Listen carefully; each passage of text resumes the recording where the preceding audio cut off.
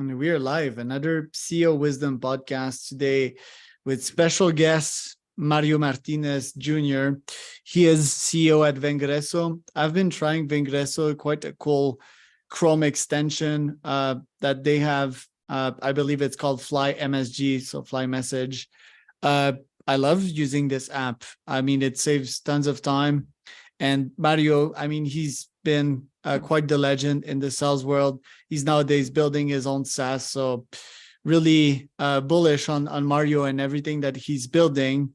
Mario's a cool guy. He's quite authentic and he's like an open book, it seems, from our first conversation. So really excited to have him on, discuss sales, discuss AI and everything that has to do with it. This podcast has been brought to you by podfire.com. If you want to start, scale, or be invited to a podcast, so have guests like Mario, learn from them, have them in your community, exchange subscribers, and see like where my community can bring Mario and vice versa. Pretty sure it's vice versa because Mario has 33K followers on LinkedIn. And yeah, just connect with folks. You know, who knows? Me and Mario might do business together. So if you want to start, scale, or be invited to podfire.com. Mario, welcome to the pod. Really glad to have you on. Can you tell us a bit more about yourself and your businesses? Buddy, thank you so much for having me. I'm excited to be here with you and all of you watching right now live, and those of you watching the pre-recording, or sorry, the recording. Thanks for tuning in. So my background, a little bit about myself: Mario Martinez Jr., CEO of Vengreso, also the founder. And Vengreso actually started about 6 years ago when I did a 7-way company merger, Charles. Probably one of the hardest. That now it's actually the second hardest thing I ever did. I'll tell you about the first hard, and the now first hardest thing I've ever done. But I did that, and then about in the last year, we actually launched Fly Message, as you mentioned, flymsg.io, and we are the creators of Fly Message, which is a it is a multifaceted AI text expander and productivity assistant. And really, Fly Message is a productivity app that allows knowledge workers, so anybody that sits behind a computer, we used to call it white collar worker, to type less, do more, and save an hour a day by speeding up repetitive tasks as they work. So that's essentially what Fly Message is designed to do.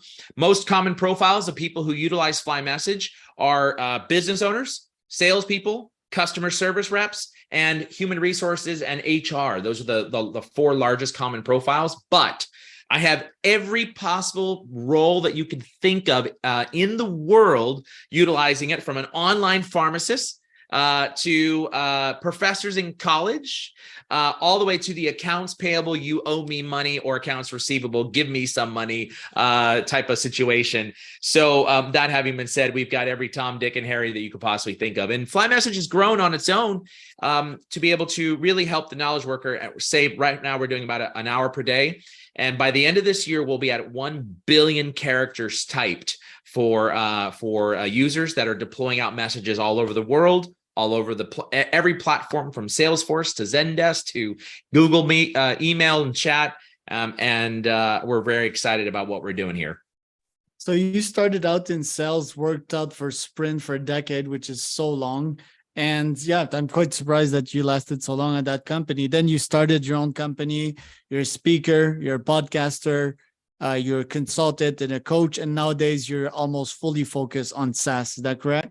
Yeah. So actually it was prior to Sprint, I was in consulting as well as software sales. So I've had everything from an inside sales rep to we used to call it a then telemarketer, now an SDR or BDR, depending on the organization. And I then moved into infrastructure as a service. I did everything from the SMB segment all the way up to global accounts. I've signed $100+ million a year contracts in my career. And my last stop was a VP of sales I both had sales and field marketing and enablement in my organization. And then about 7 years ago, I started my own company. 1 year later, did a 7-way company merger. And then this year, we actually did a switch from we became the world's largest digital sales prospecting training company, and we converted into a SaaS company. The good news is I actually still have all that sales prospecting. I mentioned to you the common profile for Fly Message is a seller who uses templates or messages from cold email to happy birthdays on LinkedIn. And they use that within Fly Message. And they also get access to all of our sales prospecting content. So we teach them how to write a message, utilize Fly Messaging to deploy a lot of those messages and automate repetitive tasks. And then we also use Fly Message, was coming out, and I'm so excited about this, next week with the AI, is embedding LinkedIn commenting with AI right inside of your LinkedIn feed, so that when you click the comment button, you can actually utilize AI to be able to respond to individuals. And I'm pretty excited about that feature. It's a big one for salespeople and anybody who wants to develop their own individual thought leadership, including business owners. Right. And would you be the only company / Chrome extension to be doing that? So yes, actually. Now there are other Chrome extensions that do pieces and parts of what I'm describing to you. And so we do have competitors who are focused on just the text expander. We have competitors who are focused on AI writing into social media platforms, but we'll be the only one. And that's why I mentioned earlier in my spiel of what Fly Message is it's really the only multifaceted AI text expander and productivity assistant, where we're really focused on what is the workflow of an individual user and where do they need something at, so that they're not having to buy and get 25 different extension applications or applications to be able to do one thing, or to follow the workflow that they would do with one customer, one prospect, as an example. So you're obsessed with UX basically, and how to simplify the user's life, how to reduce the steps to one, and to reduce the 30 seconds to 1 second.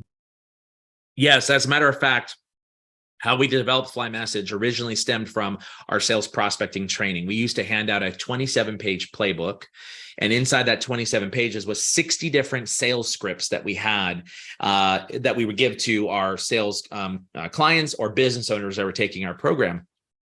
And so what we learned is that especially in the enterprise and sellers in the mid-market, not only did they have our playbook with our 60 different scripts and 27 pages, but they also had a playbook that they used from their sales manager and that they got from their enablement team. So could easily, as an individual seller, you could actually have 3 different playbooks. And as a business owner, you might have the playbook you got from Vengreso, but you might have all of your own templates that you stored on a Google Doc, Word Doc, OneNote, Evernote, Notepad, notebook, draft email, or worse yet, you hunted and pecked for it inside of your sent folder.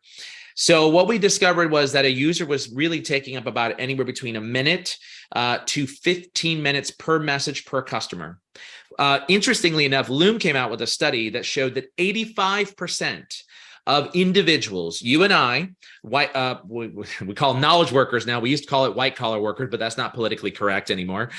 So of the knowledge workers, that 85% report that we utilize either the same piece of information and or the same message that we utilize in a message at least daily, if not weekly, every single day, every single week. And so that's a huge number that we see. Most people reported that on the weekly side, and 64% said on a daily basis, they were utilizing these messages. Well, where are we storing them all at? Where are we storing these snippets? Like, for example, meet in my Zoom room.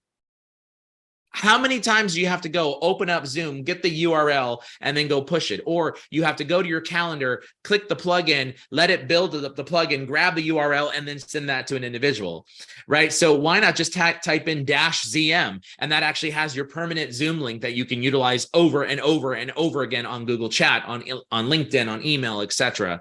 So these are essentially, these keyboard shortcuts are insanely important. And as we move into the entire workflow and thinking about the UI UX, we are very much focused on really where does the problem start at for a knowledge worker? It starts with writing something, and then it moves all the way through to engaging. And so yes, the workflow and the UI UX has been an insanely important element to our product and platform.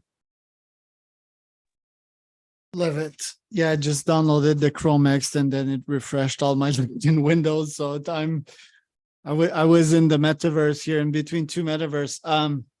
Let's start with like merging the 6 businesses. Like, that sounds pretty crazy to me. Let's talk about that one and go with the second most stressful moment of your life after that. Yeah, well, I used to say rewind about a year ago, and I would have told everybody that the hardest thing I've ever done in business was merging together 7 companies underneath one umbrella. But then about a year ago, I started another program, and that was fundraising. So that has now become the hardest thing I've ever done, especially in the time that we're in. But talking about that, where this idea came from is I started my own consulting practice, and I've always worked for large organizations. The smallest organization that I've ever worked for had 3,000 people in the company. So I was always used to working to a much larger organization, a much larger conglomeration. And I spent a good solid 10 years, a decade inside of a telecom organization that you mentioned earlier.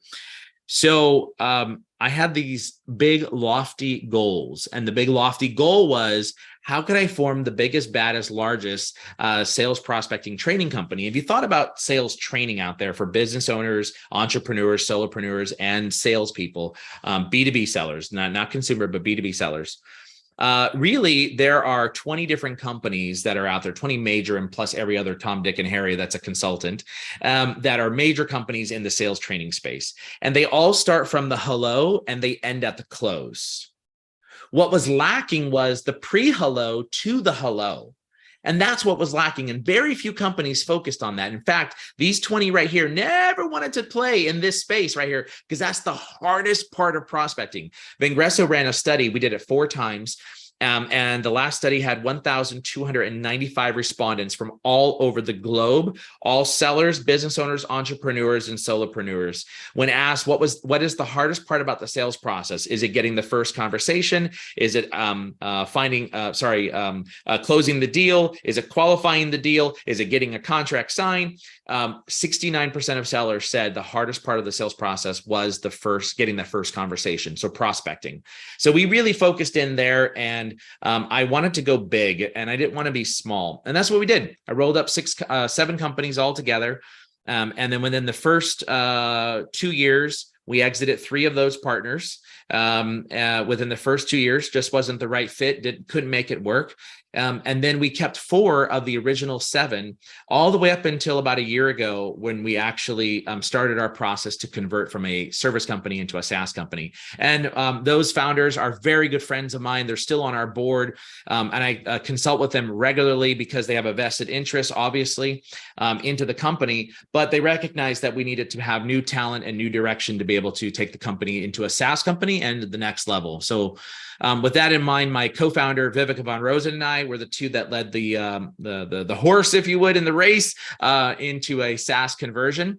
And that was definitely one of the hardest things I've ever done in my business career. And then the funding part, why is that harder? Oh my gosh.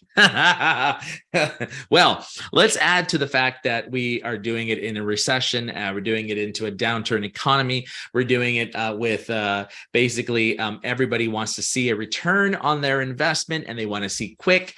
So it has just been insanely difficult. So what we did is we actually started out because I'm a social media influencer on the topic of sales, and my co-founder is a social media influencer on the topic of LinkedIn. Viveka and I, we said, well, we're going to run a crowdfunding campaign.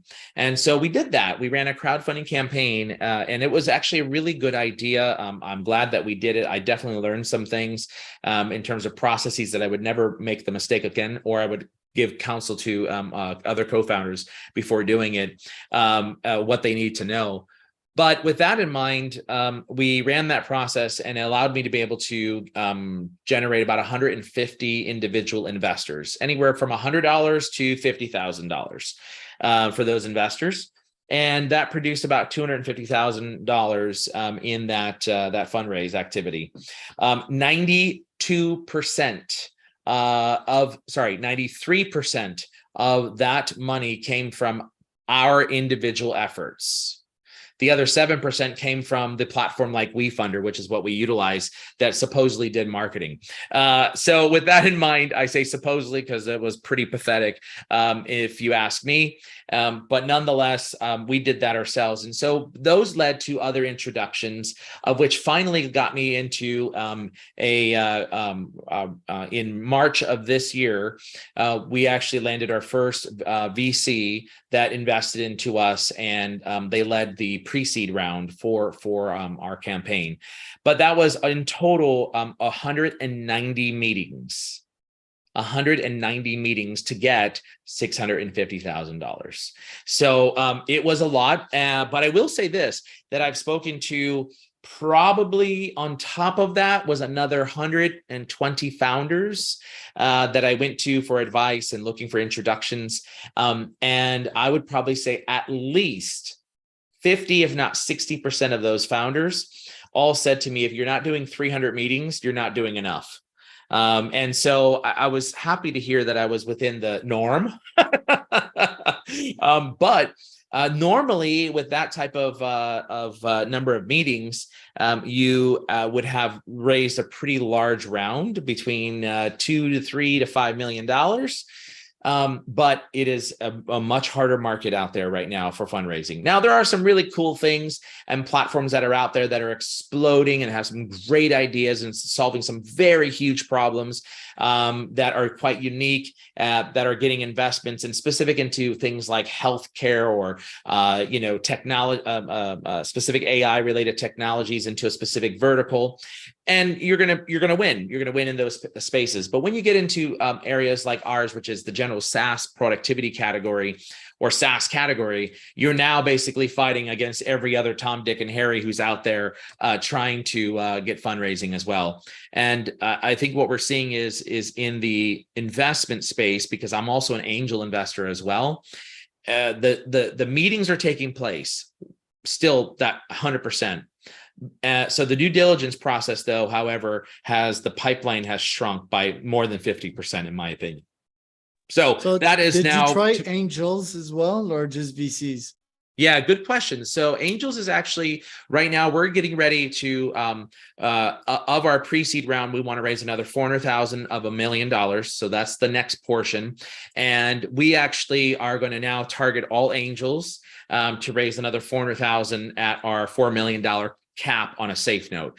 So we're making it super ultra competitive right now to be able to infuse cash. I'll make it up on the back end because when you start raising that type of money at $1 million on a $4 million cap, it can negatively impact founders' equity on the backside. And that has some pretty significant impacts. Essentially, you become an employee of your company and when you go to raise your Series A, as an example. So with that in mind, I'm banking on the fact, due to the market conditions, that I'll make it up on the back end. And I really do believe that we can make it up on the back end, which means that we get a super high valuation when we go to raise our Series A. So I'm pretty bullish about that. I'll make that happen. With that in mind, now we're going to start focusing very strongly and very fast onto the angel market to be able to raise that last 400,000 of the million. So is it really just a game of numbers? Have you reached out to international investors as well? Like, why is that number so low? 1 out of 160. I mean, you're a sales guy. You've pitched tens of thousands, if not hundreds of thousands of folks. How could we increase that closing rate? So to clarify, it was we did 190 something meetings. 150 of them became individual small micro investors, you call them, and then there was one large investor from a venture capital. So out of those 60, if you would, about 60 that we did, one became an investor, and that's pretty normal odds. How do you increase it? Well, there's several ways that you can increase it. In this stage, you are really selling vision to a venture capitalist, and they have to buy in on that vision. If they're not bought in on that vision, then they're moving on. So for us, it's I think I've had every single investor say, "Bro, if you were one of the CEOs pitching to me on the company that I'm doing some due diligence on, I wouldn't even do due diligence. Like we would say, yes, let's go. Here's your money. But because you're in the pre-seed seed round, the due diligence of giving out money and not having a return, because so many companies have gone belly up, right? Across the last 3 years, 4 years, the due diligence is really critical. And so what they're looking at is the long term of, can you actually convert what you say you're going to convert into revenue? And am I going to make a return? Because my LPs, limited partners, they're expecting returns, because we had such a huge crash in the last 3 to 4 years as a result of the economy. So how do you increase it? Well, there's several things that founders can do. One, you can have a crazy amount of gross activations that are taking place. That's one trigger that will be a very key indicator to a VC, like what's happening. The second part is you're converting those paid users, those users into paid users, right? So whether it's a trial or whether it's a freemium situation. The other thing too is if that's a product-led growth motion, maybe there's some sales-led growth. But if you're focused on a sales-led growth motion, then you better be finding customers who are piloting at a minimum. If you're in that early stage, piloting and giving you money, And so if you find 50 of those, you're in a good spot. 20 is really want to be looking at. That's when you start getting some attention. 20 to 50, now you can really start getting that funding to accelerate where you need to go. Okay, right. And these micro investors, they're just people from your network. They invest like 5 to 10K and put that they're advising Vengreso on their LinkedIn profile. Yeah. So basically what we decided to do is to make the biggest splash in the marketplace to get the most visibility. Because we're obviously social media influencers, we know how to leverage social. Anybody who became an investor, whether it was $100 or whether it was $50,000, almost each and every one of those individuals added Vengreso to their LinkedIn profile. Plus, we added on a special message. Plus, we had an autoresponder for the congrats on LinkedIn, the congrats on your new job, where people were responding, which drove basically additional gross activations because there was a lot of fanfare going on. And then you've got 150 folks that are becoming evangelists. They become customers. They tell 3 people, who tells 3 people, who tells 3 more. So it's the power of amplification. But I will say this: had I not been an influencer, and had Viveka not been an influencer, the results would not have been the same. And I think that's really important to anybody listening in. Like, you're working this network for several reasons. 1, do they want to become an investor? 2, who do they know that can introduce you to somebody else? And that really is the key right there. Who do they know to introduce you? And that's what I used quite extensively, was 150 people that could get me an introduction to another VC or to another angel investor that was the big check, the $100,000 check or more. And if I pay $100, you give me 0.0001 of the company, or what? Good question. So first off, you're investing into a safe note, which is a simple agreement for future equity. And in terms of what that represents some portion of equity in the company. But you won't recognize that until we actually convert all those users when it comes time for raising what's called the Series A round. So you do have a piece of equity, and it's just like any other investment that you make, whether it's the stock market or anything else that you're investing in. You could make out really great. Like, for example, I was an investor in several early companies, one of them being Seamless.ai with Brandon Bornanson, a good friend of mine. It was an amazing return of 16.9x on your return. So someone's $50,000 investment turned into $1 million. Someone's $5,000 investment turned into $85,000, right? So those could be the type of investments, or someone's $50,000 investment can turn into zero because the company can go belly up. But you're really investing in the vision and the strategy of the founders in the early stage, unless you've got massive traction. And then in those cases, now you're banking on them being the right leadership team to continue that traction. What about Bootstrap? Last question. Could you have done it bootstrap, and why raise specifically? Yeah. So our first company, Vengreso LLC, was bootstrapped for sure. And we did it all ourselves. But what you find Well, what I found, not what you, but what I found in this model is the product development is so high in the beginning to be able to get where you need to get to, that while you can bootstrap it, yes, over the course of time, you better have some other income that's basically feeding the engine, if you would, which is your personal pocketbook. So you absolutely can bootstrap things. And it's recommended that you bootstrap, because why give away equity when you don't need to give away equity?